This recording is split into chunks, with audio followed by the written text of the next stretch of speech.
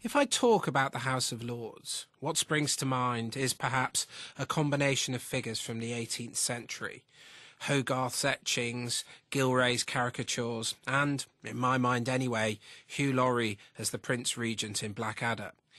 These images usually involve vast, bloated figures suffering from gout and ornamented by powdered wigs and a surfeit of land and capital. They seem repulsive, parasitic creatures, living off others while denying the common man his due.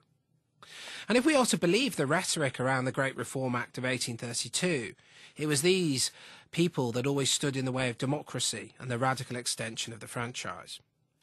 This is apparently how we still see the Lords, and perhaps this is why we are led to believe that everybody everywhere is calling for reform, and again why almost everybody everywhere wants the second chamber directly elected, with most arguing for such a ballot to be on the basis of, you guessed it, proportional representation.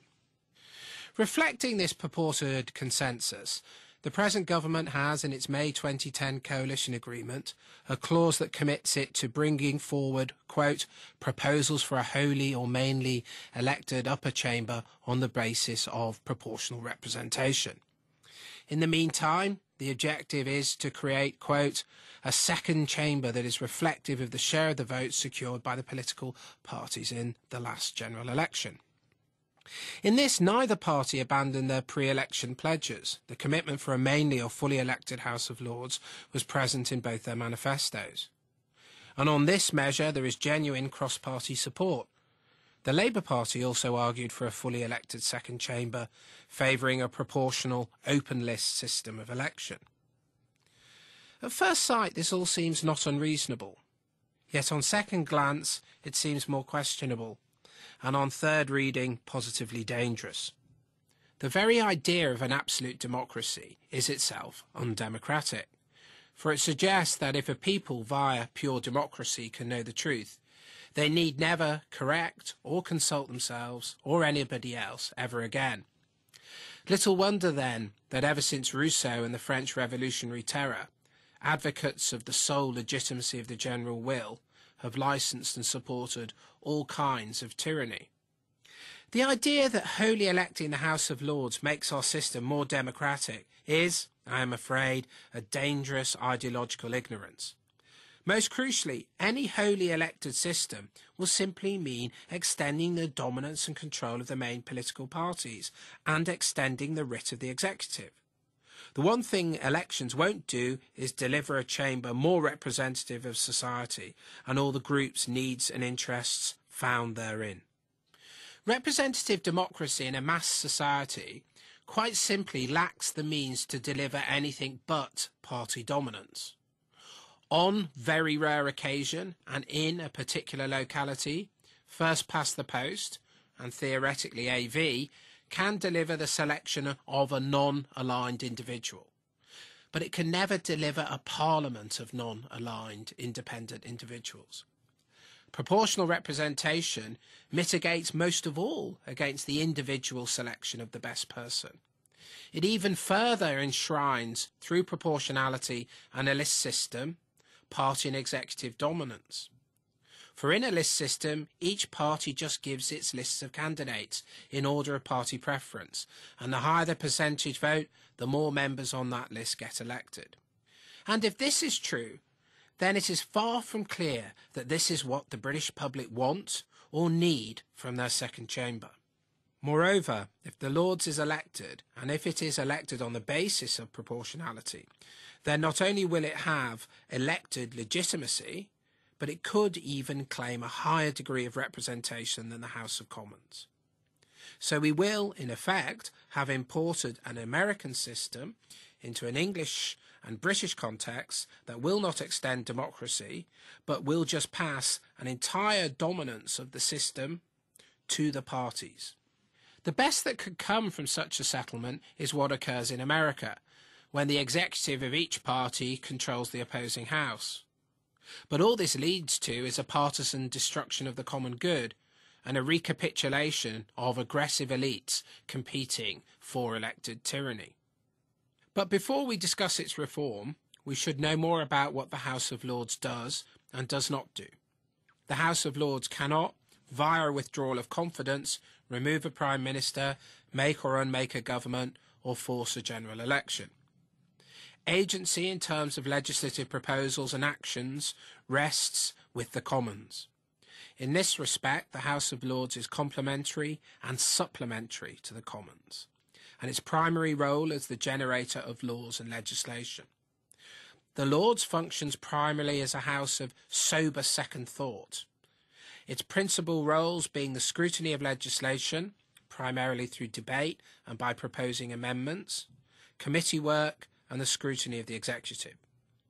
Membership of the House of Lords, currently approaching 800, is composed of the Lords Spiritual, the 26 bishops of the Church of England, and the Lords Temporal, everybody else.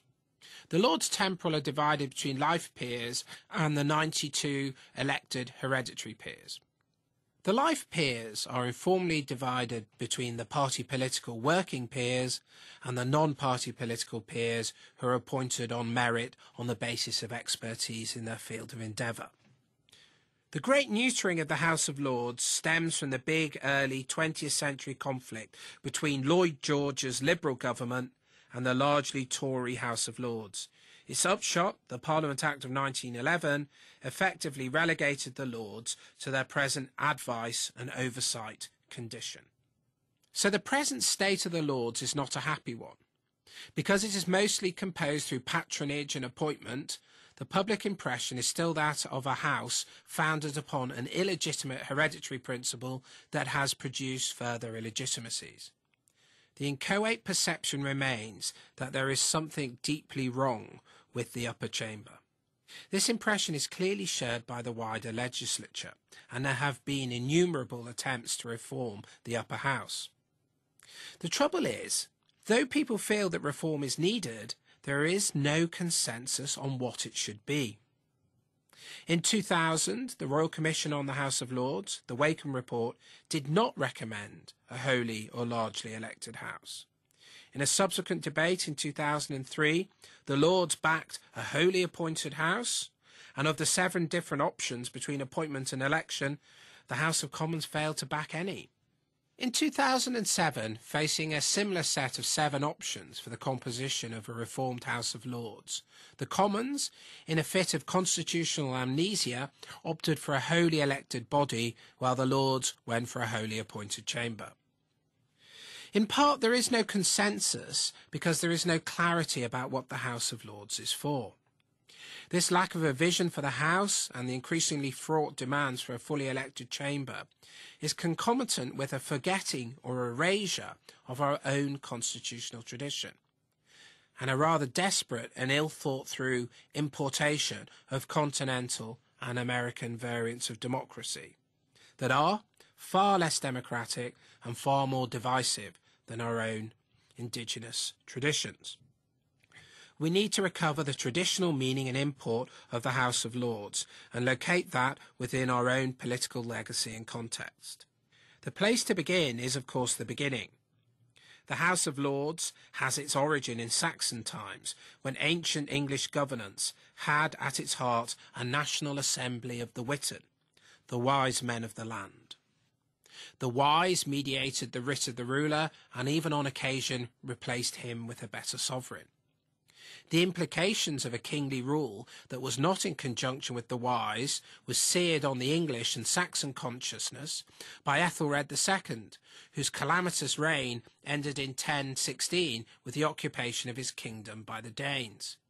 He was known as Ethelred the Unready, not because of a lack of military preparation, but because he was uncounselled, or unread.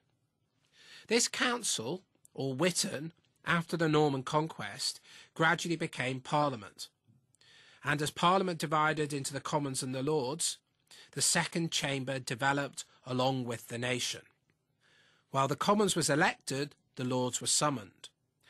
Many people were summoned to the Lords. Churchmen, magnates, landowners, lords and burghers from Britain's cities were all included.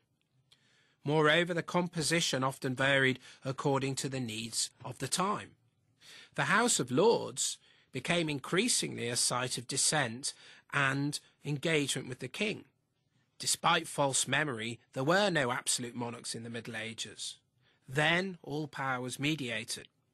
The disaster for the Lords was that as Britain developed and the early modern period began, this mediating chamber became captured by one interest, the landowning classes.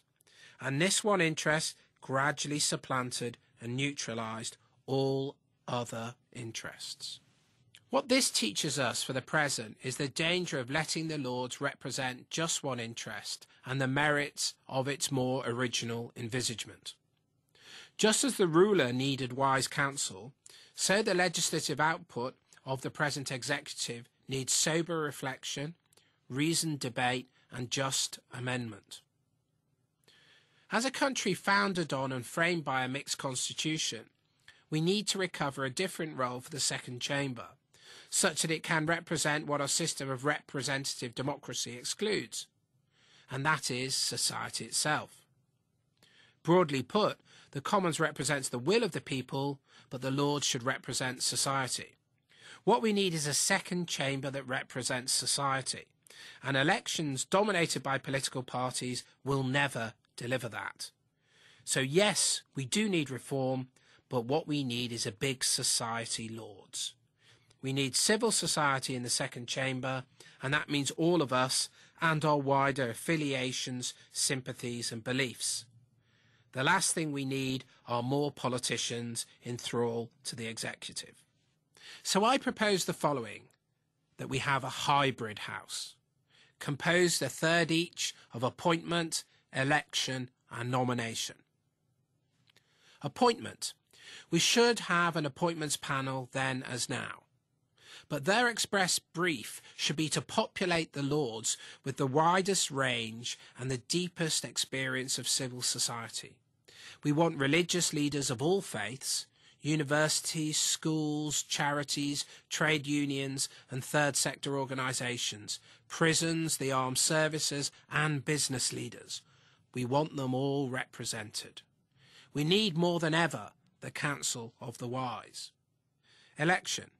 We should have some element of democratic election. I propose that we elect on a county and city basis representatives of the regions and conurbations with an express remit to relate their areas to the common national good. Finally, nomination. The House is political. It needs the experience and wisdom of politicians, and in some manner the political work of both houses requires integration and continuity. The parties should, perhaps on the basis of their share of the vote, nominate the final third of the Lords. In conclusion, democracy needs powers other than democracy, and the greatest power beside the will of the people are the people themselves, their longer interests and their deeper concerns. If the Lords is reformed, it should reflect the big society that is also the good society. Then this would be a welcome modernisation of our mixed constitution and a great good indeed.